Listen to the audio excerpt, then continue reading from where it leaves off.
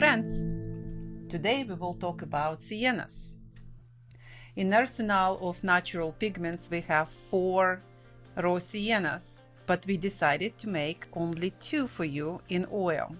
It's French raw sienna and Italian sienna. And now you see why we choose them, because they're very different.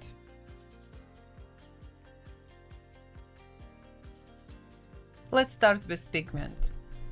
And you can see even as a pigment form, they are different colors, although they are siennas. The color of the French sienna, or in this case, we call it the Luberon raw sienna in pigment form, is quite a bit darker in oil and very greenish, which is why we chose it in this line of the Rublev colored oil paints. Like always, we mix just with refined linseed oil. One thing you'll notice is that all of the siennas take up quite a bit of oil. It's true. As you're going to see here in this video. You can see how become green. As a pigment it was very yellow, and then you mix with oil and suddenly it's become green color.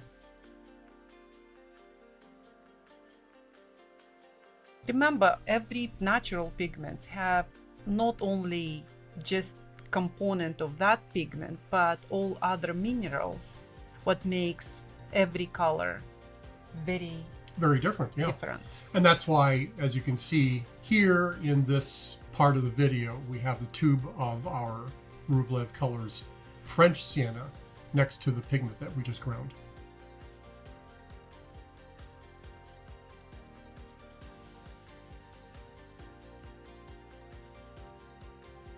And here from the tube you will see the French sienna. Look how it's long and stringy. And then we will show you Italian sienna, where it's completely different behavior, and again behavior in this case due to the pigment itself, because we don't mix anything else but pigment and oil. Sienna pigments have a lot of clay in them, and that's why the color gets changed quite a bit when it goes in oil. It becomes darker typically. And that's true especially the French pigments. So you can see how Italian sienna is very yellow. In some cases it probably would call even as a yellow ochre. Here's very, I can't say controversial, but here's the, again, name of the pigments or index on the pigments still was not decisive. Yes, right. The current ASTM standard for oil paints, which is ASTM D4302, states that raw siennas are actually PBR7. That's the color index designation. But these designations aren't very precise, and so in the past, sometimes sienna has been named as a PY43, which is like a yellow ochre. And indeed, they have greater similarities to yellow ochre than the PBR7s, which usually designate only umbers. you see how Italian sienna is much more fluffy and not as dense as it was on French sienna. Here's from the tube, and you can see it's short and buttery compared to, again, to French sienna. That's the reason why we choose specifically these 2 siennas, because they do behave different, they do look different. And here's some choice for you. Let's start with French sienna and mixing with 2 different whites. On left side it will be lead white, and like in all previous videos, I start with 1/3. Now it's 50-50 probably. And look at that wonderful color. Yeah. That lead white keeps its warmth. But you can see the particle size are quite large, so then I even scraping the glass. But that's what makes French sienna very interesting. That's what giving that body and behavior, the long and stringy, because the particle size are very large. And again, you can see how the white makes a very big difference in color mixtures. That's why it's very important to have several whites on the palette in order to adjust the color in just the right way. You see how transparent, so that will make, of course, very dilute very fast with titanium. Here's our Italian sienna, very buttery, very light, mixing with lead white, almost invisible, you can't see even much. So now 50-50. Again, it looks like a yellow ochre, very different, but it handles very differently. And of course, it does, as all siennas, have a little bit more oil by weight than it does for yellow ochres. And that's what distinguishes siennas from ochres, both red and yellow, because of the clay content. Historically, that's how they've been distinguished overall. Otherwise, they would be classified more like that of yellow and red ochres. And that's why we don't follow the ASTM standard, and we do call these PY43. Although in the past, we might have gone with the ASTM standard in this particular instance. Here mixing with yellow ochre, and we choose blue rich yellow ochre because it does have smaller particles, so therefore it will actually overpower at some point.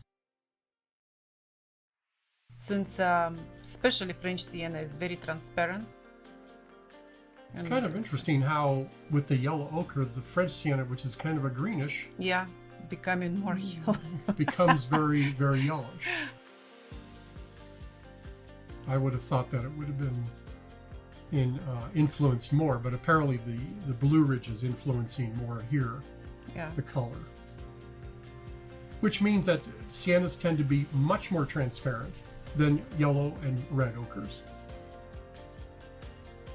And here's again, on the end we are mixing with white, so then at least you can see how it's tinting.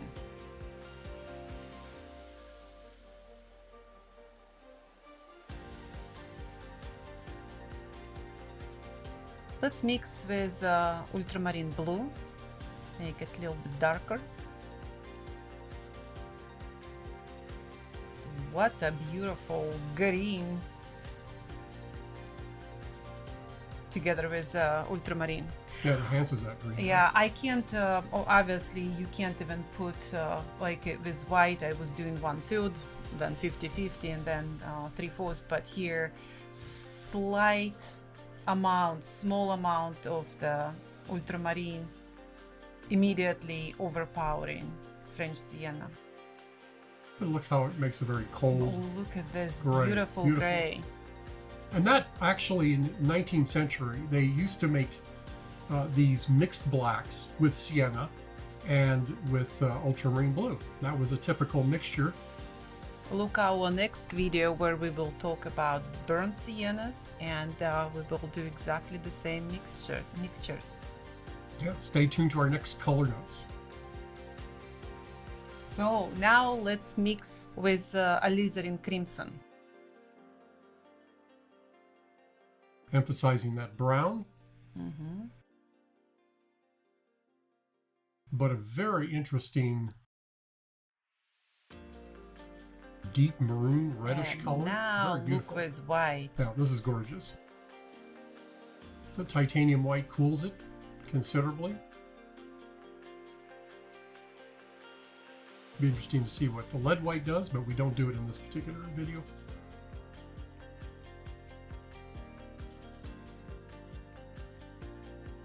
It's very warm. Yeah, very goes orange, kind of a lipstick color. Oh, come on.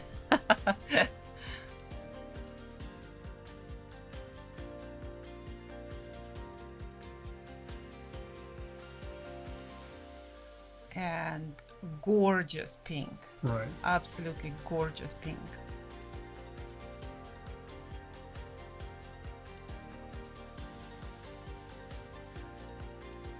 Since Alizarin was very powerful and didn't need much, we decided to look how it will look with red ochre.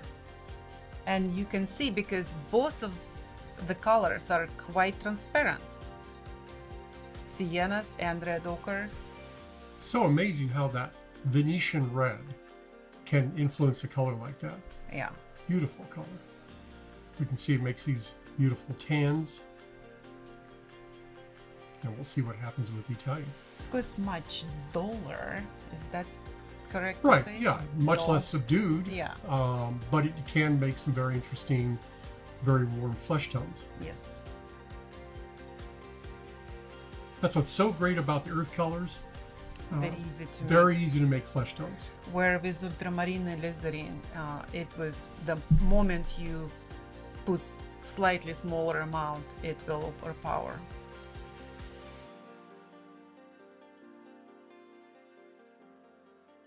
Here's last look on both siennas mixed with two whites. Thank you for being with us today. See you next time. Bye now.